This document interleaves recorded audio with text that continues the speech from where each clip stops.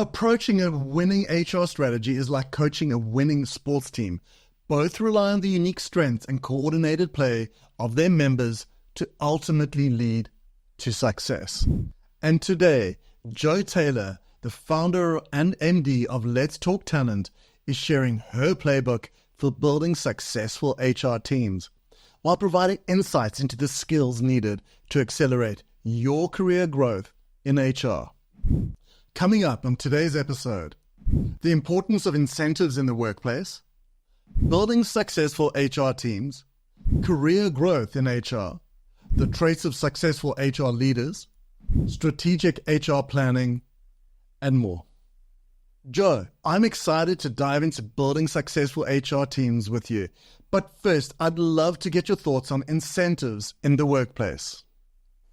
No, look, I think incentives, whether you call it reward, whether you call it recognition, is an important part of why people work. And if we take that question and we kind of elevate it to sort of 35,000 feet, we kind of need to get back to the basics of why people work today. And there was an article a good couple of years ago, this was kind of pre-COVID, but I still think it's really relevant, by Harvard Business Review, that looked at the 3 reasons why people work today. And the first one was career.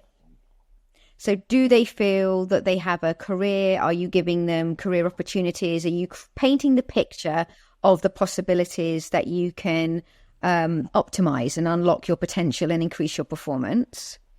The second is community. So do you feel that your face fits, that you feel psychologically safe, that you are listened to, and the people that you work with you really love? And then the third and final is cause. So do you believe in the purpose? So when you look at charities, for example, you see a lot of people really plugged into that cause, probably less so with some of the corporates that you and I have kind of worked for. But even at the BBC, that cause of public service broadcasting was a reason why I wanted to join and why I stayed. And in a way, incentives for me are built into 2 areas. They're first of all around motivation. So how are you motivating your people? You know, do you have great leaders? Do you have people that really unlock you, but also you feel you're part of something bigger? So what's your motivation? And then you put that together with contribution. Do I feel valued? Is my contribution rewarded and recognized, both on an individual but also from a money perspective? Because at the end of the day, we all have bills to pay. I've got to keep Dylan in the manner in which he's become accustomed, right? So even in a charity, you need to feel as if you're motivated and your contribution is valued, and that ultimately drives high performance. And what I find with a lot of HR teams is when they think about incentives, they think about pay only. And actually, pay is important, this part of the psychological contract why we work. We all need to earn money. But actually, sometimes for me, it's about how you tap into people's purpose and passion. And that's where incentives really need to come together. It's not about what you give people, but what they get from it, but what are they giving you back? So there has to be a mutuality. And there was a book, I don't know if you've read it or any of your listeners have read it. And again, it's quite old, but I still think it's a brilliant book. Reid Hoffman, who was the founder of LinkedIn, right? He talks about that mutuality. And for me, incentives have to be mutually beneficial. A business can't just give and feel that they're not getting anything back, and then because the contract is broken. And if you're receiving everything, then what is the value to you? So when I think about incentives, I think about that total package. I think about pay. I think about learning and development. I think about careers. I think about work-life balance. I think about psychological safety. I think about well-being. For me, that's what incentives need to become, the DNA, the glue that holds you together and makes you want to work for a business, or makes you think, actually, I'm not getting what I need. I'm going to go and find that somewhere else. I love that. Thanks for sharing. And what do you believe are the critical skills needed to build successful HR teams? Today, when you're thinking about building it, is first of all, relationship management or business partnering.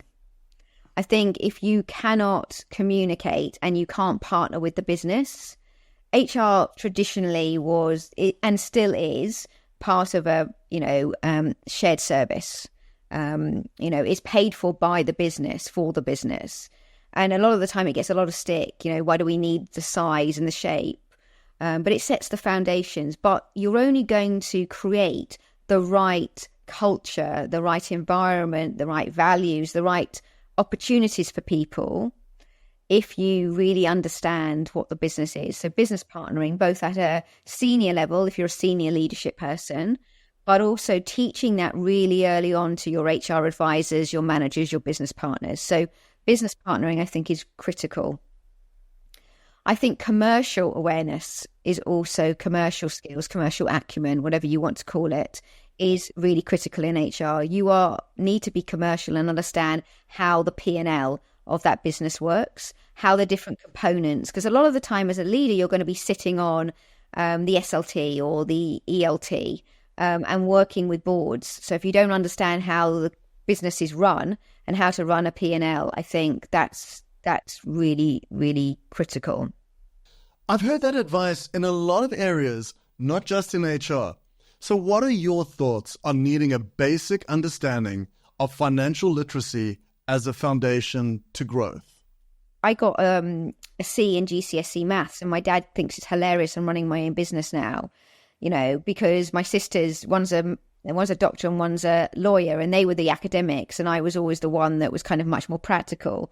So I remember going to Talk, and I worked there, and it was a very commercial. And the CPO at the time said to me, "Look, you really need to sharpen your tool." And so he got me a mentor in the finance team, and I basically just asked them the stupid questions, and I learned by my mistakes. And sometimes that's really important. I wouldn't want people to go away from this and think you have to do expensive courses. Whenever I think about learning, for me, majority of the way I've learned has been on the job. Probably 20% of that has been through really great managers and leaders, and 10% has that been through formal training. So I think it's about resources, not courses, and through and networks. Like how we met. Just having good conversations and asking stupid questions. I think most people. So, Joe, what advice would you give to someone wanting to build a career in HR? I'd say a lot of it is common sense. A lot of it is experience. So when you're building a career in HR, I think you have to look at it on how you grow. You look at it on a graph. You look at the x-axis as expertise. How do you grow your expertise? That's your knowledge. But also, how do you build your experience? And that's through exposure, right? That's through working in different types of businesses with different types of people, working globally, working in the business and on the business. And it grows over time. I think the danger is that when you come into any profession, there's like this feeling like you're on the motorway and you've got to be on the fast lane all the time. Actually, it's okay to stay for a while and learn your craft and learn from great people rather than feel like you have to rush and move up and move up. Actually, careers are much more horizontal, squiggly, whatever lattice shape, whatever you want to call them. And I think HR is no different than any other business area, business unit. So if you think about skills, the business partnering, the commercial, I think there's also coaching and mentoring.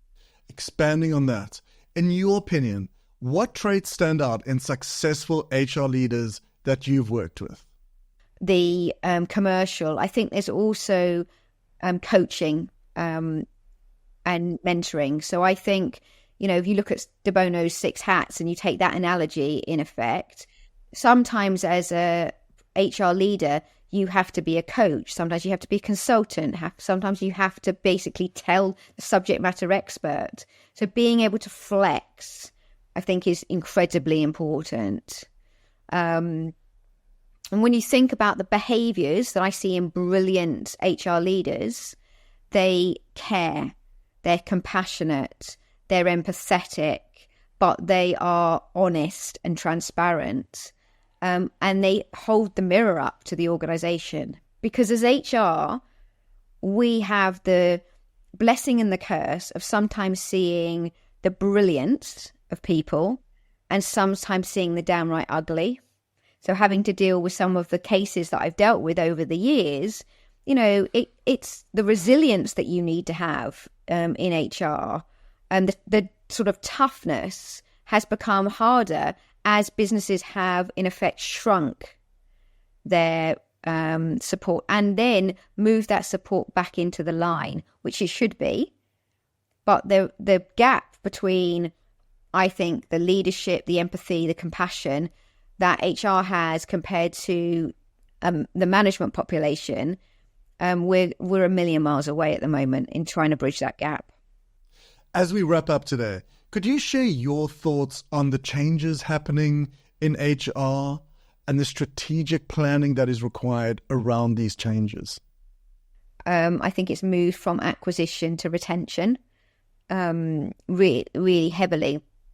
So people have been really focused on career pathways, strategic L&D, competency framework, succession planning. I think people have been obsessed about that. I think people are now getting obsessed with organizational design. So have you got the right people in the right roles with the right skills doing the right thing? I definitely think that. And the third area that we've definitely seen an increase in interest has been around culture. So what are the components of culture? When I think about culture, I think about it as personality and process. And what most HR teams focus on is process. And actually, they're not thinking about what it means to work there. And that's the personality. And I definitely think that is changing. But we're seeing still HR teams work in a uncoordinated and in a way reactive way. So you've got a problem over here, let's solve that. I've got a problem over there, let's solve that. Rather than looking at, in a way, you've cut your hand, it's a symptom, you put a plaster on it and you think that that's going to, but it actually gets worse and worse. So really, you need to look at what the cause of some of these issues are. So if you've got some dysfunctional teams, do a team day for it. Is there a problem with leadership? Is there a problem with culture? Is there something going on that's deeper?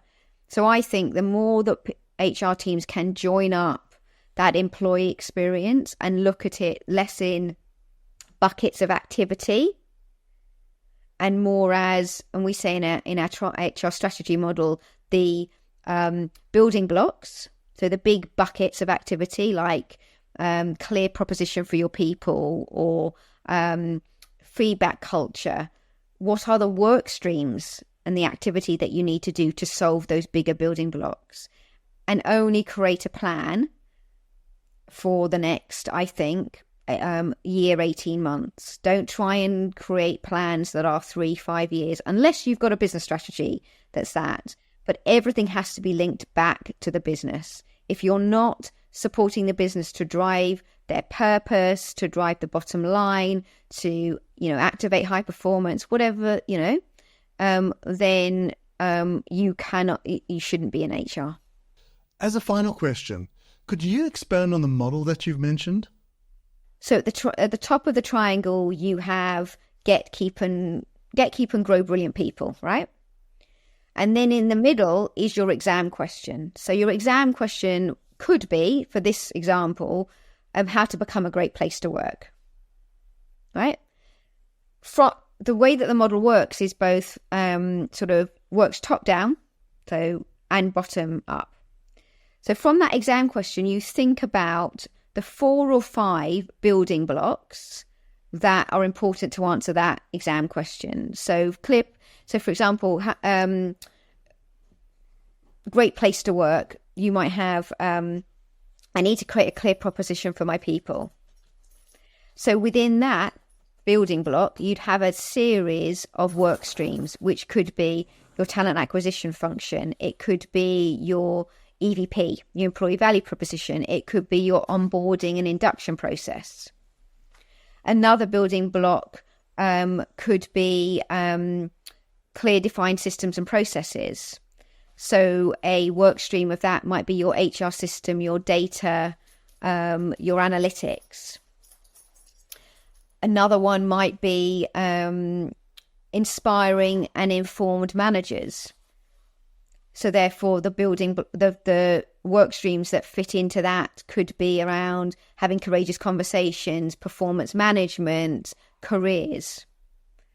So when we work with businesses, we try and nail first and foremost what their exam question is. We give them a blueprint of what we think the typical building blocks are. So hybrid working is a building block at the moment, right? And then we get them to look at the data that they have throughout building their building blocks and their work streams that enable them to create the strategy that works for them.